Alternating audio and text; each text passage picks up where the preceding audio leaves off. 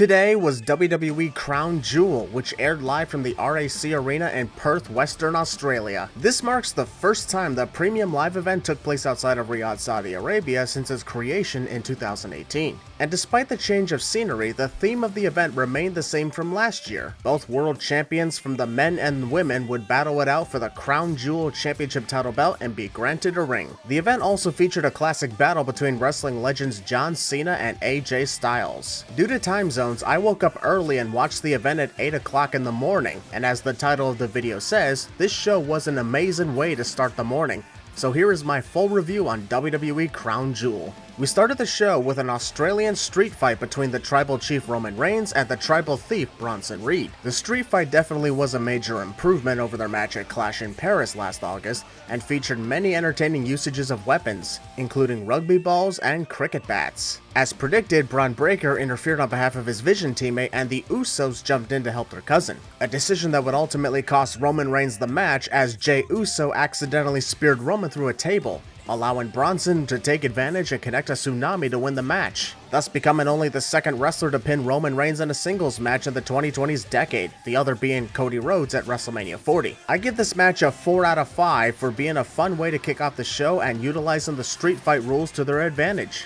Next up was the first of two Crown Jewel Championship matches, starting off with the women. The women's champion from SmackDown, Tiffany Stratton, faced off against Raw's Women's World Champion, Stephanie Vaquer. And while the match was good at some points, it really felt like it was cut short at times. Had some rough beginnings, but picked up as we neared the end. It wasn't a bad match, but it could have been done better. Stephanie got the win with the corkscrew moonsault and became the second Women's Crown Jewel champion. I give this match a 3 out of 5 because while it was a good match, I expected more out of these two champions. Up next is the long-awaited and final clash between John Cena and AJ Styles. A match fans demanded for a long time and was graciously put onto the Crown Jewel card after both Cena and Styles each joined in on the demand. This was a different type of match because it featured a lot of callbacks and shoutouts to some of John Cena's greatest rivals, including the likes of The Miz, Bray Wyatt, Chris Jericho, Randy Orton, among others. And even on AJ's side of things, tributes to the likes of Samoa Joe, Shawn Michaels, and even the icon Sting. Normally a finisher fest is considered too much, however this was not a cheap way of padding the runtime, but rather two wrestling legends competing against each other for the final time,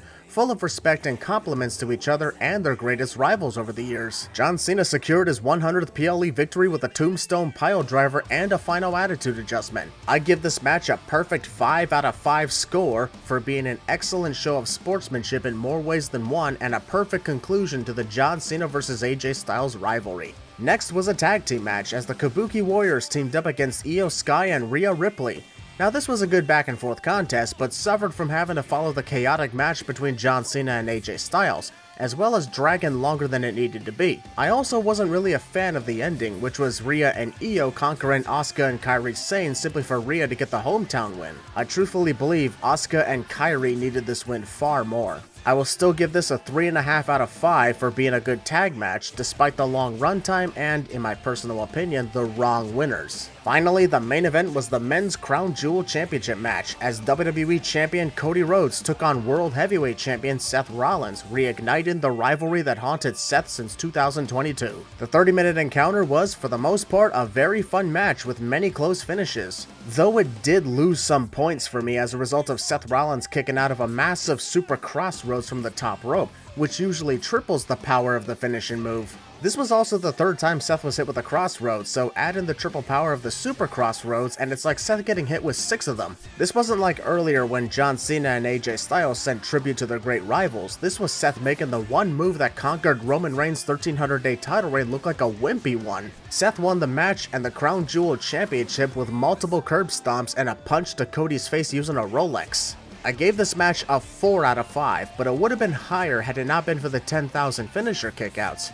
Matter of fact, can you even call these things finishers anymore? Overall, I gave this event an 82%, a mostly positive review. Despite the high ratings of many matches, my final rating stands at 82 because there were multiple ad breaks even on Netflix internationally, which went on longer than the usual ad break.